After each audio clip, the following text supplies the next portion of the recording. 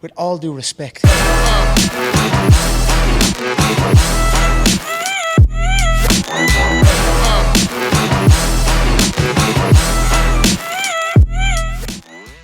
Computer. There it is. I don't know if anybody else hears it when it says it. Do people who are watching this video, do you guys hear it? I have to alert you. When That'll people let you are know. when people who are watching this, do they hear it say recording in progress, or they just hear us go live? But I don't know. Again, technology, y'all. I'm not there. I'm not there yet. Yeah. Connecting this microphone to this headset to this computer when we first did our episode 1, I was so proud of myself for doing it. I was so proud of myself for doing it. I was like, we're big time now. I know, and like figuring out how to download it and then upload it and download it again. You're like, when we found out how to it. put it on Spotify and Apple, Oh my God. Like, when I found out how to cut the intro to the sound, I was like, I'm a genius. I'm a genius. And I'm like, we're amazing. But we are, with all due respect, this is our podcast. This is episode 6. Randy has now been a part of a third of our podcast. 2 episodes. And 333, I'm in the Hall of Fame. 330. I like how you went straight. That's a great segue into what we're going to talk about today. Yes, I love it. Gray and I have worked in the fitness and nutrition industry for a long time. I've worked in the sports performance industry. This is our podcast. We're going to talk about all things from health, fitness, sports injuries, personal injuries, relationships to sports culture, right? Anything to do with that is wide game. We might get crazy and talk about things we don't know anything about, and some people think we don't know anything about baseball and sports, and that's okay. We're going to introduce Jackson first. Jackson, kind of give us a little bit of idea of who you are, who you work for, what you do, what your daily life is, what you love, what you hate, and how the Cubs are the best, how the Cubs are the greatest franchise of all time. Okay. So my name's Jackson Propst. I'm a physical therapist in Columbia, South Carolina. Work for a company called Ascent Total Performance. A lot of my day is a mixed general outpatient orthopedic population. I am starting to get in treating a lot more overhead throwing athletes, specifically baseball players. Is kind of where my passion lies. Great. I can't agree with the Cubs thing. I'm more of a Braves fan myself, but yeah, that's me. We should do a whole other podcast on that. Yeah. I love it. Ascent Total Performance is a group of people that I've worked with for a long time. We've always pushed our athletes to that way, strictly because of the continual care process, the relationship we built with you guys, the communication you guys have with us, and just honestly, personally, the way that community of people at Ascent Total Performance has treated me and my injuries, because I love to hurt myself, because I do things all the time that hurt myself. Yeah. So obviously this is going to be a little bit about baseball. Randy, people have met you before. If they listen to this podcast, reintroduce yourself, who you are, what you own, what you do, why you're here, and why you're no longer a Mets fan. Oh man, just sticking that dagger in real quick. No. So my name is Randy Carlson. I run East Coast Baseball Academy, baseball and softball academy in Charleston, South Carolina. Prior to that, coached college baseball for 10 years at the D1, D2, and JUCO levels. And now I just work on the player development side of things. When you say player development, what's that mean? More of an individualized training aspect of the game. Myself, I work with hitters, both in baseball and softball. Our facility, we've got coaches that work with pitchers, work with players from a defensive standpoint, kind of all encompassing the skill side of the game. And I'd say we've all worked with a wide array of athletes, from 13. I mean, Jackson, I've seen 13-year-old that's had sore elbow to I know we've referred professional athletes to you guys before. So I feel like the scope of athlete that we've worked with has gone all the way from 11, 12, 13 to people that get paid a lot to do this, right? Yeah. And one of the common things that we're seeing in social media and literature is becoming more upfront is baseball injuries. Would that be fair to say? Yeah, that for sure. Research has shown an uptick in injuries, uptick in elbow injuries. Would that be fair to say, Jackson, or are we just becoming aware of them, or is research showing an uptick of those injuries? No, it's not just us becoming like aware of the situation. Research is showing that, like, for example, between 1994 and 1997, nationwide, only about 7% of the Tommy John surgeries in the U.S. were on youth or adolescent overhead throwing athletes. From 2007 to 2011, though, that's gone from 7 to 57 Oh of my God. nationwide surgeries. So it's not just us becoming aware. This is becoming like a serious like health hazard. Well, I don't know the exact math on that, but that's a pretty interesting uptick. Very Yeah. And you steep. said elbow injuries, right? These were Tommy John surgeries. Yeah. surgeries, right?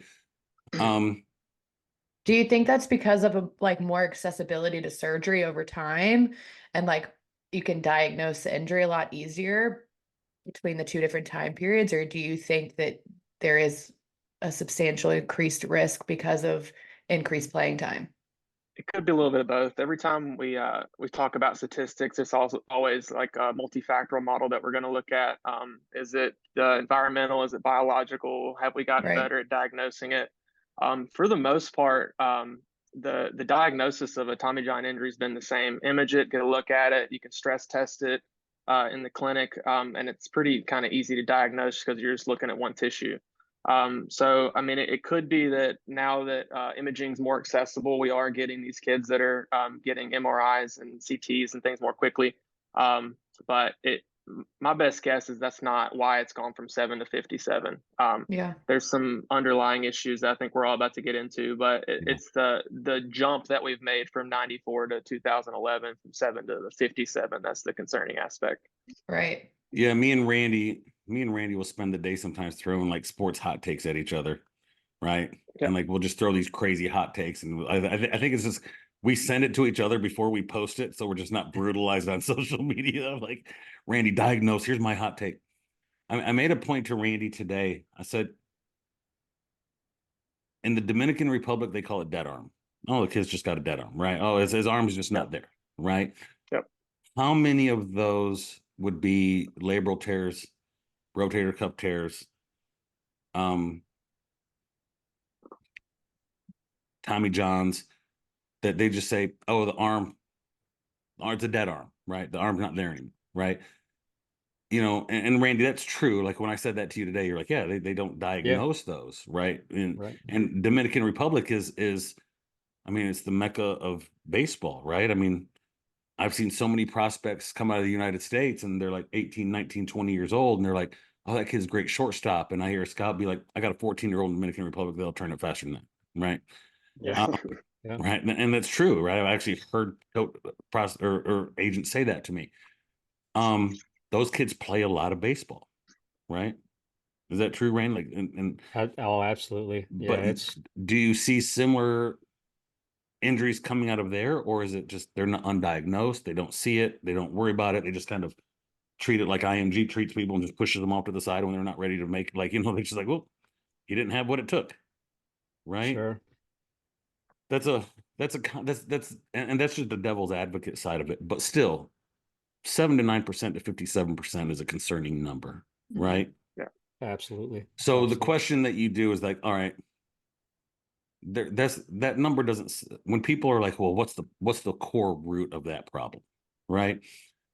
That's a multifaceted question, right? There's no easy answer to that. You're going to hear coaches violate pitch count, right? Which truly is a little kind of arbitrary, right? Based off Andrews Institute. I heard Randy even say it in a post on Twitter recently, like, man, even those pitch count numbers are too hot. Like, they took Andrews Institute and added to it. Sure. Right. Is it overuse, underdevelopment, too much play? I mean, what are some things when you say, what's the cause of that? What are other things people are saying? And then we can kind of diagnose each thing and talk about injuries. How much of that is true? How much of that is not true? What's the solution to it? Parent pressure, kids playing multiple games. There's too many organizations. There's too many teams. Everybody's chasing that D1 ride. I mean, one of the things Randy said that made it hit home, I've actually asked this of kids at school. I said, hey, here's the deal. You throw 84, but I'm going to show you a way to throw 89 when you graduate high school. And it's going to get you a D1 ride, and you're going to throw 94 coming out of college, and you're going to get drafted. But you're going to guarantee yourself 2 Tommy John surgeries. You take that bet. I'm almost batting like 100% of the kids are like, I'll take that bet. Yep. Right. I'll take that. Is that right or wrong? We don't know. But, you know, either one of y'all or all three of y'all, when we're breaking down causes, what's some of the things that stick out the most? And Randy, go ahead and kind of stick out what you see. Sure.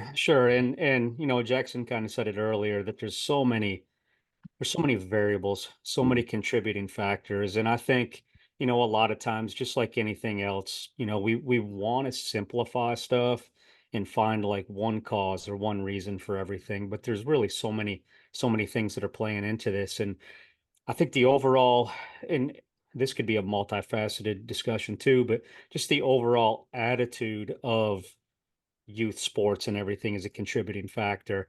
And I'll give you a personal example.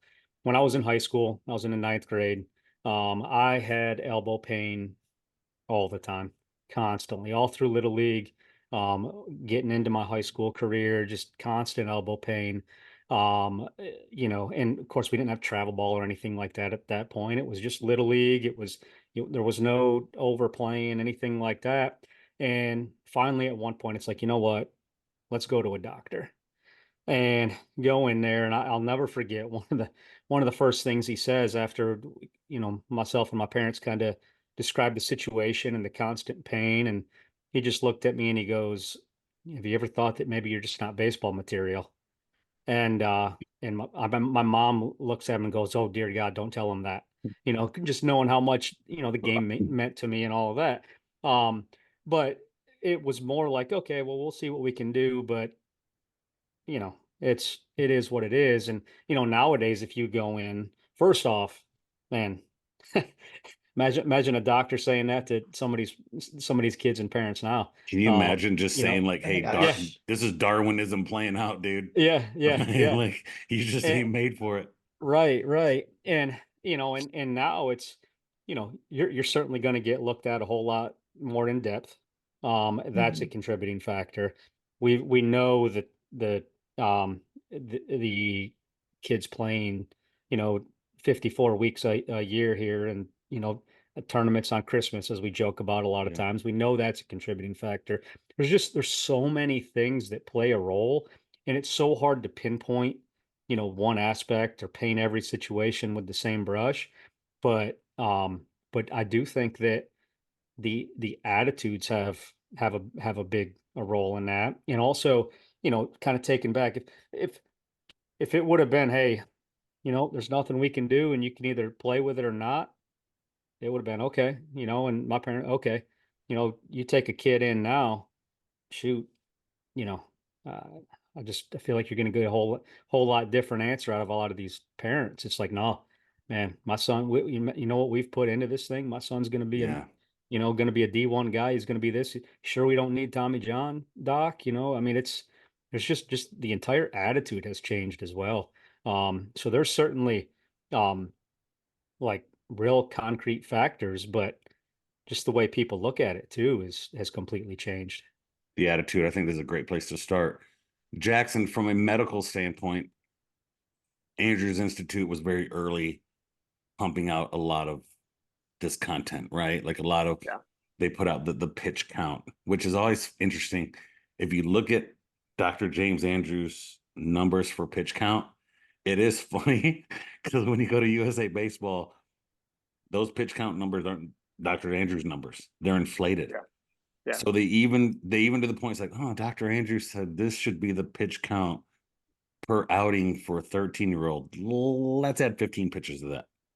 Yeah. Right. And you're like, well, why even have the guy involved? Right. You know, the research I've seen and the things I've seen again is put down the baseball 8 to 12 weeks out of the year. Right. Mhm. Don't play year round. take the fall off, right? Implement strength and conditioning and other sports if you want to. To do that, to kind of slow down a pandemic of elbow and shoulder injuries in the throwing athlete. Yeah. That is what the research says. Can you speak a little bit more on that? From just, I mean, because Randy hit the cultural side, right? The attitude. What is research telling us we need to do? I think there's some counters to that, right? Talk to us strictly from a research standpoint of participation in kids, what they should be doing based on what research is saying.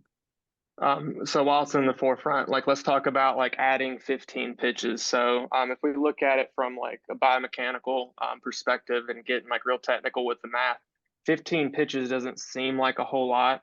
But every time you throw a ball, I think the average speed was that they measured at was like 80. Just lost you. Out on you. Okay, gotcha. Yep, gotcha. Every time you pitch, I think it was about 80 miles an hour, you have about 245 pounds of force that go through your rotator cuff and your labrum. And if you look at it from a strength and conditioning model of measuring volume load, that's 3,600 pounds of extra force that has to go through your shoulder on top of what you're already doing. So like if we take a normal like 6-inning pitching outing where you're throwing and you're getting 3 frames at 15 pitches an inning, you're looking at 22,000 pounds of force each game that these kids are going through for about 90 pitches a game. So, I mean, the motion itself is strenuous. Let's not get it confused. Like it really doesn't matter how you go about it. Pitching is the fastest motion in sports, and it does come with some kind of inherent risk itself. But I mean, there are things that we're adding to this. So like, if we're going to look at like the who, what, when, where of all this stuff, like there was a study that was done out of Greenville through the Journal of Athletic Training, and they just went and they surveyed parents and athletes, and they found that 57% of these parents and athletes didn't even know that their child was technically specialized in baseball when they were. So that these parents don't, for the most part, don't know that their kids are doing this and know there's an inherent risk with this. And that was concerning for me. So that's why when parents and kids come in to see me, I always talk to both of them, because the more that both of them can understand the inherent risk of early specialization and just like how strenuous the baseball pitching motion itself is, they can help exercise some like common sense to this. If you can kind of get them to, I heard a saying, it was called tripping into the truth. You kind of help them trip towards the truth because a lot of them don't really know like how tough this motion is on the body itself. Whether you're doing it right. They just know that their kid loves to play baseball. Yeah, it's a great sport. And that their son wants to play baseball. Yeah. And that they don't know that like saying yes to that tournament every weekend is bad for them. Yeah. They just know that little Billy's 14 years old. He loves to play baseball. I love to watch him play baseball. He wants to go spend time with his buddies. So we're going to go let him play baseball. I think you bring up a very good point. They don't know what they don't. Parents don't know what they don't know. Yeah. And they tend to just, and society tends to just smash that little league parent, right? Yeah. And listen, some of them earn it, right? Like some of them earn it, right? I mean, we've all seen the picture of the dad behind home plate in the cargo shorts, and it's like 5 dads, and it's like, right? There, we know what's going on there, right? But no, crawling up the fence, screaming at the umpire, all that stuff. Yeah, right. We've all been in sporting events where we've seen just amazing things in the last 3 to 4 years, right? And just funny things. I mean, it's just comedy come to life sometimes. But I do not think inherently that if parents knew what the repercussions were, I do think they would stop and ask questions and want to know. Randy, do you agree with it? Like, do you think that's pretty accurate? Like, yeah.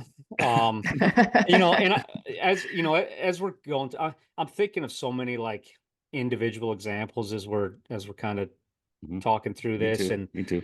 And there are so many different mindsets and attitudes, and let's face it, there's some crazy parents out there, but it's tough to be a parent these days too, because a lot of times even the ones that have a pretty good mindset about the entire thing, there's something along the way that they're probably not doing right from a long-term standpoint too. And you kind of Yeah. mentioned that, that parent that just, one comes to mind right now that, kid comes in, works with us, and their parents told us before, like, hey, listen, like, I'm not expecting him to be a major league baseball player. Like, he just loves playing. Like, he likes doing this. It's not that serious.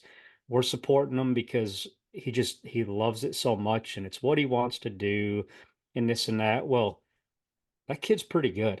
And he's young, so who knows going forward, but the kid's pretty good. And at some point, he could be a guy that's, whether it's, a standout guy for his high school that colleges are looking at or whatever, is that like that could happen. And, you look back and it's like, man, this kid's been playing in tournaments in December. He's been doing this and he's been doing that, but it's not like his parents aren't the ones that are like, well, we're doing all this because of exposure. We're doing this because of, the kid's going to be a big leaguer one day. It's exactly the opposite.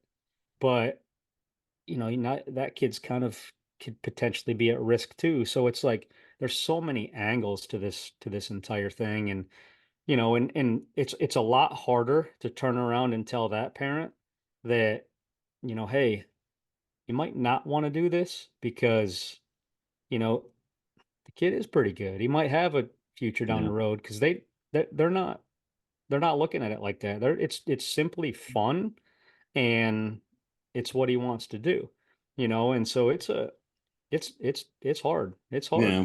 I tell you, I have accountability in my life from the parenting side of this because I have a 7-year-old. I was like, how old? Question mark. Yeah, All those, yeah, all those, yeah. all those random kids out there. I have this one's Yeah. 7, and I have accountability. He recently had like a little injury, and I went to an athletic trainer and was like, hey, help me manage this because I want to go parent on this, but I also need to go from the coach sports. Like, I need you to help me. Here's what I'm thinking. Am I being that dad or am I being crazy? Right. And she's like, no, you should definitely get an x-ray if he's got multiple swellings around his growth plates. I'm like, all right. Yeah. Yeah. And I'm just like, throw some ice on a kid, go to bed. Right. Yeah. But I need accountability because, my kid used to love Brazilian jiu-jitsu. And from age 5 to 7, he did it 2 days a week. And it's something that he saw me do. So he did it. And man, I'm going to be straight honest. I caught my time sitting watching him at 6 years old being really, really good. And I would sit there and be like, all right, blue belt by 16, black by 18, world champion by 21. Like, I'm telling you, I had that 10-second spot where that popped into my brain. Now, I live in the community. I live in the culture. I know how dysfunctional that thought process is.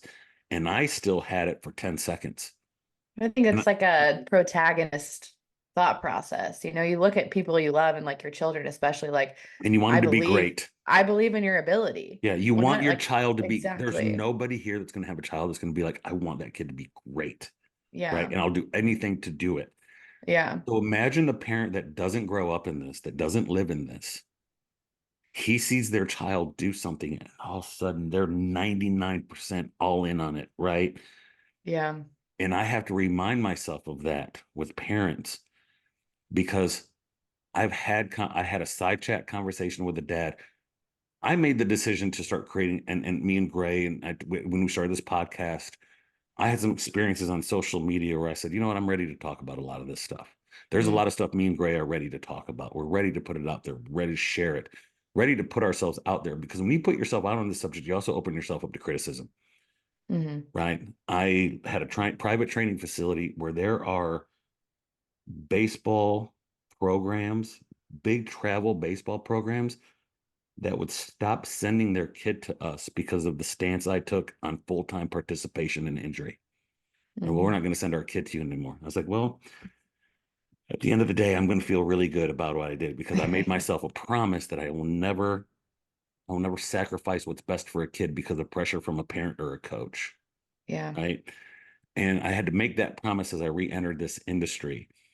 And I had a side chat with a dad after I saw him posting on the softball thread, and softball parents came in, and he said, man, we refinanced and second mortgaged our home so my daughter could play on multiple travel programs from 13 to 17 because her goal and what she told us was to play college softball. And he goes, guess what?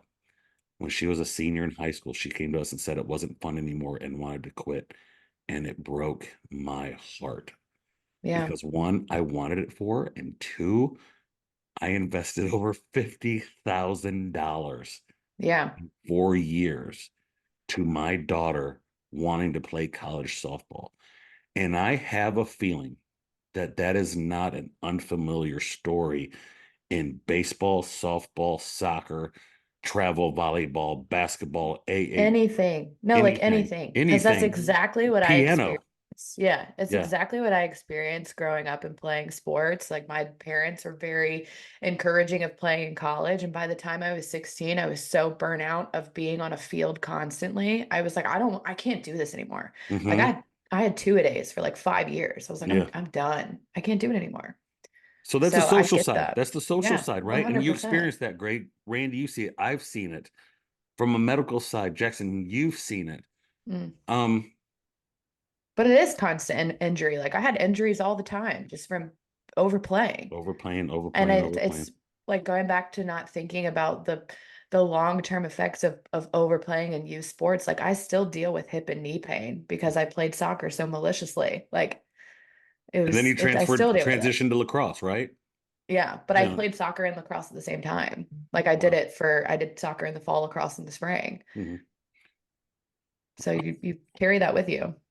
I think it's pretty safe to say this is an issue, right? I mean, I've seen big names. Eric Cressy's addressed this, right? Multiple times. If you don't know who Eric Cressy is, like Mike Reinhold addressed this millions of times, right?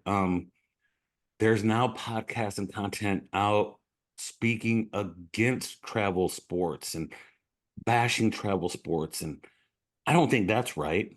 Right. I don't think that's right because there are people out there that I would trust with my son. There really are. Yeah. A few of the bad ones ruin it for everybody. And then somebody comes out and it's like, quit, screw you sports. Don't do that. Just don't do travel ball. I don't think that's right either. Right. No. It's right in the middle. Like with most stuff, it's right in the gray area. The correct answer is in the gray area. It's right in the middle, right? Yeah. I know. I don't think parents that open their own travel team, they probably think they're doing it because they're doing what's best for their kid. Well, my kid's not getting a fair shake. I'm going to start my own Legion program and I'm going to bring my kids in because my kid's getting screwed, right? They probably do feel like their kid's getting screwed, right? We identify the problem.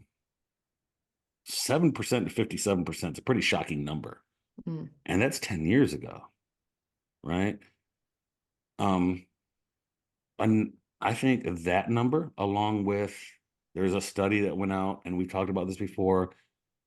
They went to a big Little League tournament. I think it was somewhere in Florida, one of those 64 team tournaments they have, right? Those big Florida Little League tournaments. And a guy went in, they did this whole interview process with these parents. And they had some questions hidden in there of what they were really trying to ask, right? And come to find out that over 60% of their parents believed their son had what it took to earn a Division I scholarship in college baseball. 60% of the parents believe that their kid has what it took. And they didn't even explain to them what it takes. They just said, do you think your kid has what it takes to earn a college scholarship in baseball? And they said, yes. If you ask those parents what were those aspects, they probably wouldn't know what to say, right? So we got the cultural side, we got the physical side. The $1 million question is, and there's also a side here too. There's a business side to this, right? Youth baseball is pretty expensive, right? I mean, it's really expensive. And Randy, you can like tell me I'm wrong. It's really expensive if you're not that one guy, right? Like, I know people that didn't pay for travel baseball. Yeah. Right. I know kids that didn't pay. The parents came together and paid. The kids didn't have a lot of money, but they threw that 93-mile-per-hour cutter. Yeah. And they threw gas and they hit bombs, and they would get their son a medal. Right. So that is a business. And when you interfere with business for people who make their living in travel ball, because there's a lot of money in it, and you start saying what you're doing is wrong, you will get pushback. They will stop sending their kid to you, right?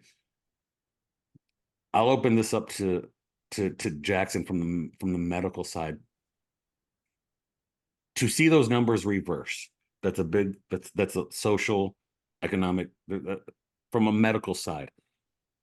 If we want to see those numbers of youth sports baseball injuries decrease, what has to happen from your end? Oh, okay. This is what I'm passionate about again. More math. Yeah. There was another study that looked at like the difference between rotations per minute at the shoulder with high school athletes and college athletes that threw the same. I think it was about 82 to 85 miles an hour. Something they noticed was that the high school athletes, for whatever reason, their shoulder was rotating internally at about 1,000 RPMs faster than the college athlete that was throwing the same speed. So they kind of hypothesized at the end of it about the differences in kinetic chain. You get to the college level, you have better strength coaches, and you have better just pitching coaches that understand how to get you to throw and how to throw that clean, the easy gas is how they refer to it. Have you ever heard of guys like, oh, he's throwing 90 easy? That's because it looks like his arm's going slower because it is going slower. Those guys that figure out how to use their torso, their pelvis, their trunk to throw. I mean, we get 85% of the force to throw a pitch to the plate from our pelvis and torso, and you get these kids that are at the high school level trying to max out their shoulder and their elbow. So I think what needs to change there is just an understanding of strength training at an earlier age, having better strength coaches like you around that understand that you're not getting this from bench pressing. You need to work on like squatting, deadlifting, all of that lumbopelvic strength and that rotational force production to take pressure off your arm, to get you throwing harder, easier. Because again, like it's all trying to limit force at the rate limiting tissue, which it looks like it's your elbow and your shoulder, just because it's not as strong as your hips and your trunk.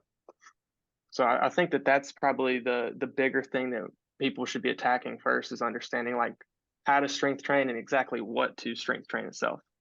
That's so, it's like making so much sense in my head, yeah. because my fiance has been teaching me like how to golf. Yeah. I always try to do it as hard as I can with my arms, and he's like, use your lower body. Like, you're good at your lower body. Use it when you swing. And it makes so much sense. Yeah, when I saw that number, I was like, what? That's kind of like counterintuitive. You'd think that the college guy would be just, their arm would be rotating so much faster, and it was the opposite. And it was just lost you. We just lost you again. Yep. Having some technical difficulties. There you go. That's back. No, and you know, so again, I work in the strength and conditioning side of it. So you hear people say, and I say this a lot, hey, a chiropractor is going to tell you need more chiropractic care. An orthopedic is going to tell you need surgery. A massage therapist is going to tell you need more massage. A stretching therapist is going to tell you need more stretching. Baseball coach is going to tell you need to play more baseball. And as a strength coach, I hate to fall in, I'm going to tell you need to get stronger and more physically dominant with your body. Randy made a point on our call earlier. I can teach you all the mechanics of hitting a baseball, but until you're big and strong to develop bat speed, I can't help you hit the ball far. You can have the greatest technique ever, but until you're big and strong, you're not going to be able to hit the ball. I talk to kids about pitching. Until you are a big, strong body, it's going to be hard to throw the ball hard. There are outliers to that. What you make interesting is it goes against a lot of things of what I've heard. Now, we live in the age of every town now has a place selling a velo program. Bro, I'm almost tired. I am so grossed out by it now that I have unreturned text messages from people trying to get a hold of me to tell me about their velo program and why we should send our kids there. And it almost makes you want to vomit.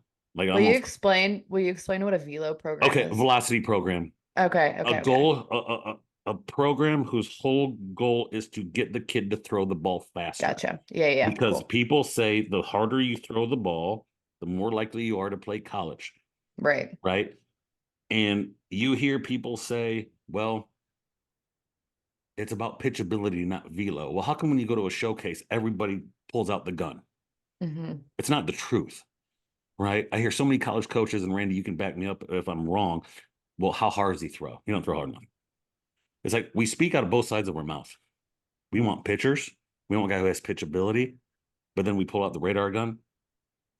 You're telling kids to throw harder. So every facility now starts this velo program. And it's interesting because a lot of their selling point is arm speed. But what you're telling me, Jackson, is it's not about arm speed.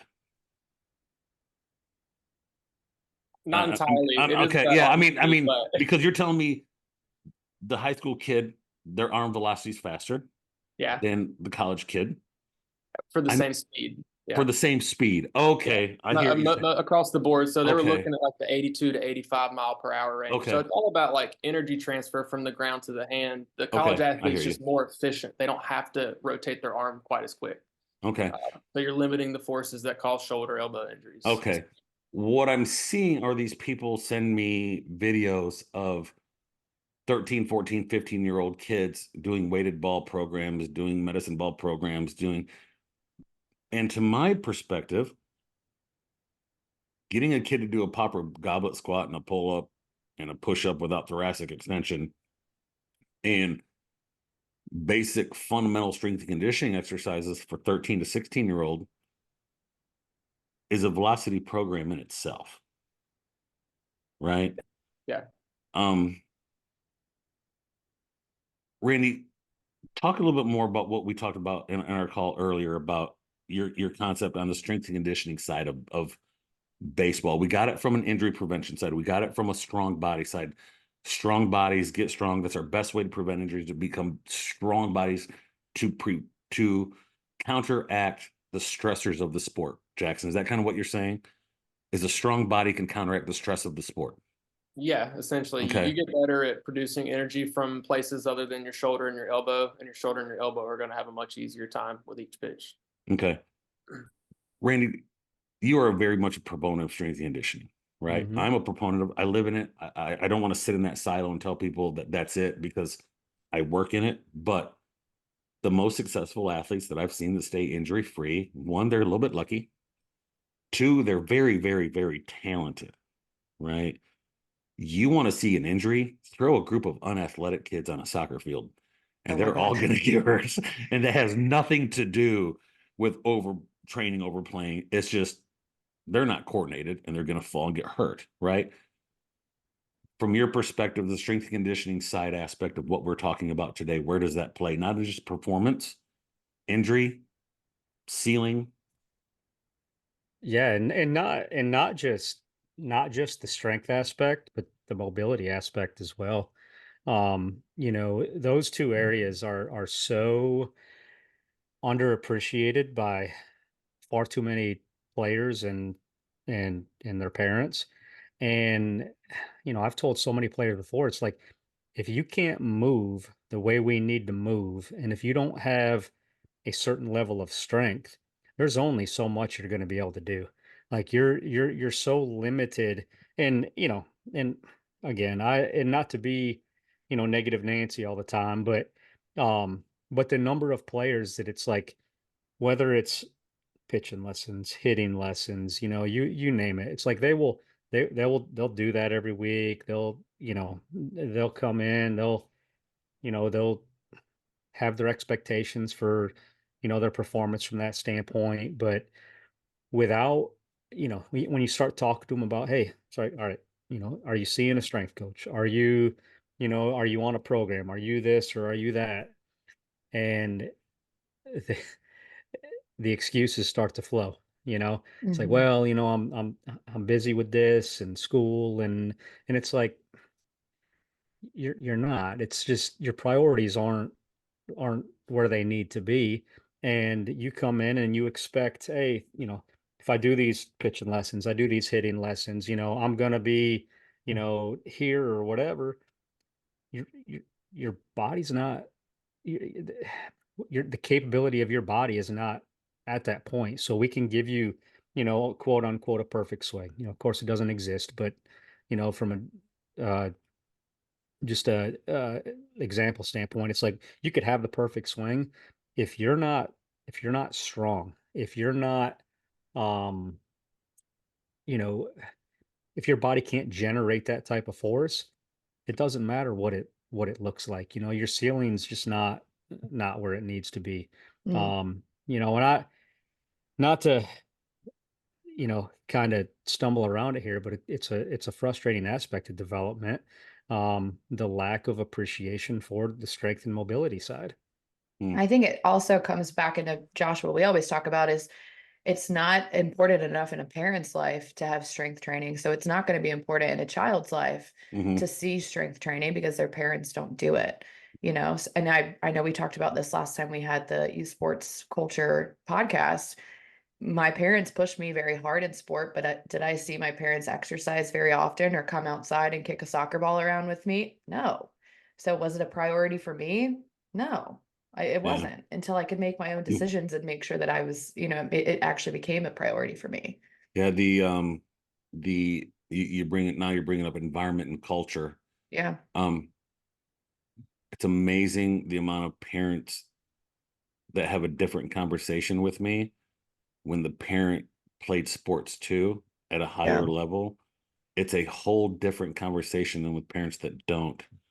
I was told that one of the big things with, and you can see this in how they draft, one of the big things with the Blue Jays is they love people or athletes whose brothers, sisters, moms, dads, parents grew up in some sort of sport, baseball, coaching, played, was involved aspect. And you can see that in their drafting, right? I mean, how many people in that Blue Jays organization have a relationship to somebody who played baseball, right? And the conversation I have with people who played is so different than the people who didn't. It's interesting. They do value the strength and conditioning side of it because they've been through it, right? From a pitching perspective and an arm care perspective, Jackson, you said the college kids are bigger, stronger bodies, right? So we've identified this. Get in the weight room for young kids, right? Get strong. You not only perform your sport better, but you prevent injuries better. It helps create the ceiling. There's no sport in the world where strength and conditioning doesn't benefit you in the long run. Let's talk about, let's spend the last little bit talking about specialization, right? Big subject. Participation. Tournaments over development, right? Because what I'm going to hear this summer from kids that come into play is I got about 6 or 7 baseball kids that don't play football. They're going to train all summer long. They're like, Coach, we're 100% committed to June, July, and August to be in the weight room. I make them sign in when they work out. I'm going to know at the end of the summer how many times they come. Here's what I'm going to hear. I got practice today. Got a pitching lesson today. I got a tournament this weekend. I don't want to be sore for it. I'm going to hear that. I'm going to have kids that probably over the next 15 weeks, maybe make 18 workouts. And they're going to consider that commitment in the weight room, right? Jackson, I'll start with you. I expect to see gonna work. What's that? I said they're expecting to see improvement in force production and strength from 15 workouts. Yeah. It's funny. I had a 13-year-old kid ask me, what's one of the best ways to improve his vertical leap? I said, start squatting. Yeah. He squatted on a Monday, came to me on a Wednesday, said, Coach, I played yesterday and it wasn't any better. Now he just doesn't know, right? He's 13. He thinks if he squats Monday, he should jump higher on Tuesday. But that's a good telltale sign of where we are with kids these days, right? From a sports participation and injury, what are we seeing in science and research? in year-long play, short-term play? I mean, that kind of stuff. Specifically, what are you referring to? Baseball participation, year-long sports, taking breaks. So I think it's important to outline what researchers are defining as early specialization or specialization in sport. Yes, very important. Yes. Yeah. So yes, and I agree with this because here's what I'll tell you. Specialization at 17 years old is not specialization of what people say, right? You can specialize at 16. Randy, we've had this talk. Early specialization, late specialization are two different things. Specializing in sports when you're 16 years old, but you played 3 sports your whole life from 7 years old to 15 years old, and deciding at 16, 17, you just want to play baseball for the next 2 years a year. That's not specialization. Yeah. Or do you agree with that? Is that fair to say, Randy? We've had this conversation, right? Yeah. Oh, yeah.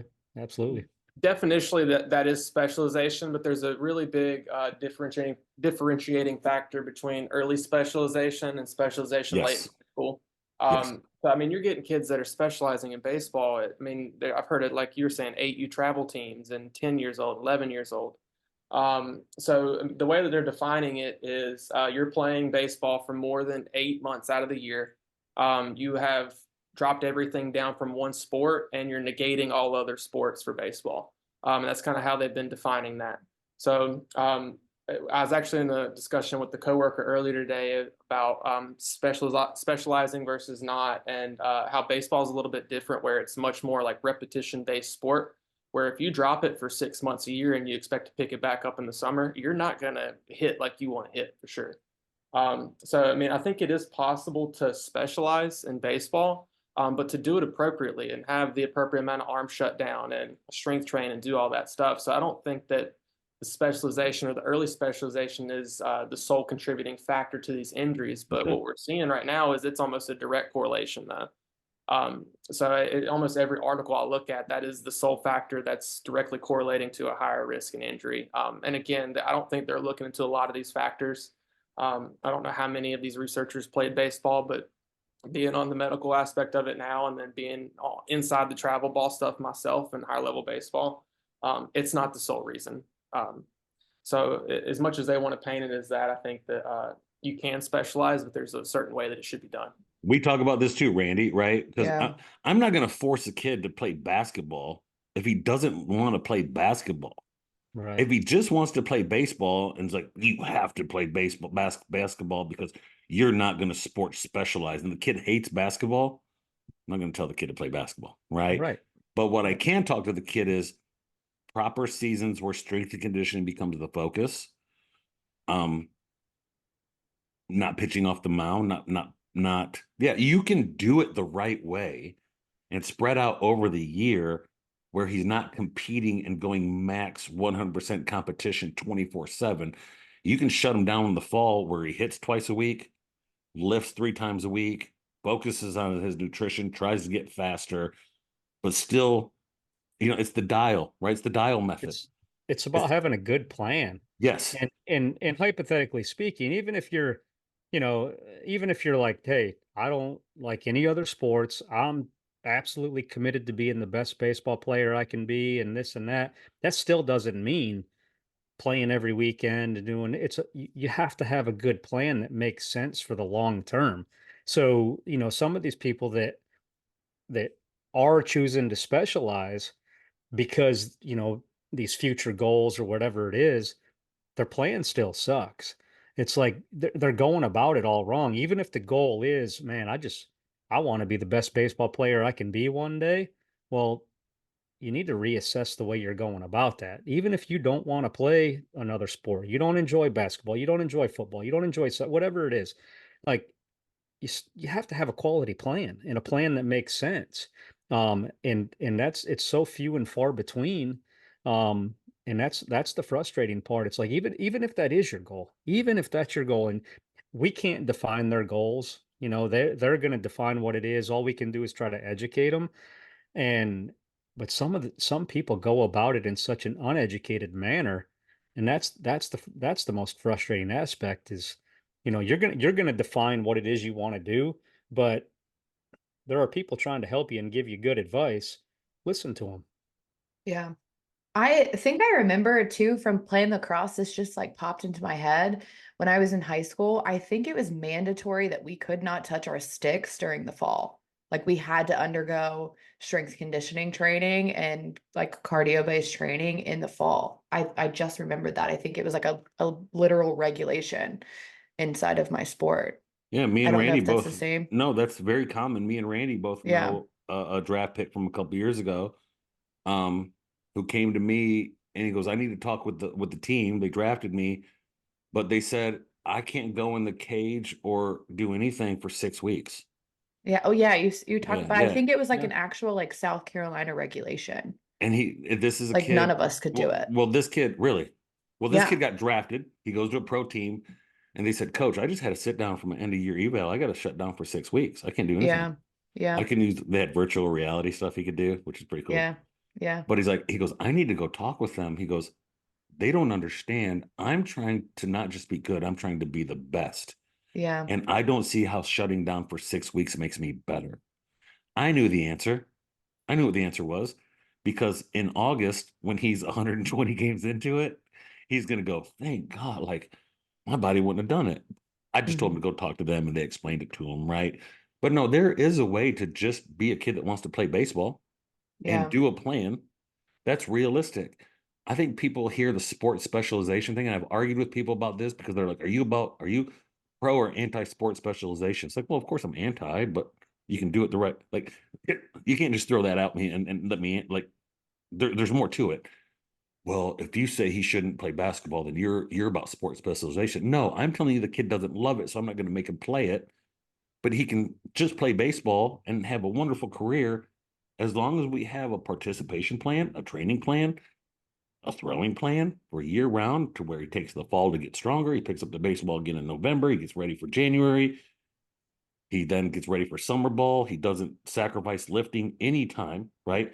There's never a time you stop extra lifting. You just turn the dial up to 10, turn the dial down to 4. There's never a time you're not involved in baseball. You just turn the dial up to 10 in the spring, 7 in the summer, 2 in the fall, right? Like, you have to have that plan. So I'm glad you brought that up, Jackson, that the specialization thing, I'm not 100% bought into it. I don't think kids need to specialize. I'd love for kids to be multi-sport athletes if they love it. But if they're not, I don't care what the sport is, you can still do it safely and get it done, right? I think that's an important thing. Yep. I think we want this to be a solution based. I think if you're a parent or a player that you're hearing this podcast, I think people all here are available for communication in our when we post this up. We'll have can get in touch with Jackson, I can get in touch with Randy, Gray, myself, have these conversations, open it up to people who just, this industry, they bash youth coaches, they bash daddy ball, which deserves it, to be honest with you. Daddy ball deserves it, right? They bash coaches, they bash this, they bash that, they bash the culture. I'm tired of that, right? Start talking to people and have a conversation with people about the solution. Educate parents, educate kids, find out their goals, talk to parents, give them research. We have somebody me and Jackson are working with. We educated the parent. We talked to the kids. We earned their trust. They listen to us now. They know we've worked with kids. I didn't want it to be a big complaint session. And I don't think we all want that. Open it up for communication, because ultimately we all love baseball. I fell in love with it after working with guys that I fell in love with, just the work ethic that they put into the skill and watching them play. And baseball is incredibly hard. I don't think man, if you are a head case, baseball is not for you, right? It's not. It is a soul crushing sport, man. It is just, if you are not used to failure and can't stand, sometimes you're going 0 for 16 and you ride the high of when you're 12 for 16, man, it might not be for you. So I fell in love with just the psychological side that baseball players have to have, and the preparation and the overall grit you have to have. I understand kids loving it, but I know parents now, they're saying, I'm not going to let my kids get hurt too much. I'm not going to let my kid pitch. They get hurt too much. They're not going to do this because, oh man, read all this stuff about baseball kids just hurt all the time. And you don't have certain, I want to avoid that. Right. I like to avoid that. It's incredibly technical. So I think educating more on like the It's ridiculously technicalities and the technical, mechanic, and the mechanics behind, like Jackson, everything you said with building strength and like having proper rotation and being able to use your belly button down instead of your belly button up solely just to pitch, like that makes so much sense. So more education around what you should be using could help with injury. Yeah. And Randy, from just the baseball coaching side and your love for it and passion for it, people need to hear it. Like, we're here to help. We want to provide solutions, right? I hate when I hear parents say, God, my 9-year-old, and I've had this said to me, my 9-year-old kind of wants to play baseball, but God, just going out there and watching the baseball parents and the pressures, and I hear about my friend's kid had surgery when he was 16. I don't know if I want to play baseball or not. That hurts. That hurts to hear, right? Sure. Doesn't have to be that way. Yeah. I do think I really do think the majority of people have good intentions. I do too. I do too. I don't think that, everybody, especially in the travel world, you hear everyone's always, well, if you got your kid playing travel ball, you're crazy. You're this. I really do think that the majority of people want their kid to have fun, want them to learn some lessons through sport, all of that. Just some of the outside noise ends up, and then some of the things they hear when they don't know any better just sometimes creates a lot of undue stress that they shouldn't have in the youth sports process. And if we can educate the kids and the parents on, that, hey, you're really the one, like, you guys have the right mindset. You're doing fine with this. Like, don't get caught up in having to do this and having to do that. Like I said, I feel like the majority of them, they really do have a good mindset. They just need to understand better. I agree. Well, hey, I appreciate you guys coming on. Hopefully we share this with people. Feel free to share it. If you're watching or listening, we will put how to contact us and have questions. I hope this starts dialogue. I also hope this brings up more of us being together and sharing things and talking more about it, maybe specializing in other areas that Randy has or Jackson you have, or maybe a podcast around, if you are a pitcher, here's laying out the plan, laying out the year plan. What's it look like for the year? Right? Yeah, what's it look like? What's it look like? Randy, what's it look like from a development? If you have a 14-year-old kid, what's it look like? Right? They don't know. So I appreciate you guys coming on. And we'll do a lot more. We'll talk to you guys soon. Sounds good. Thank you guys. Thank you. With all due respect.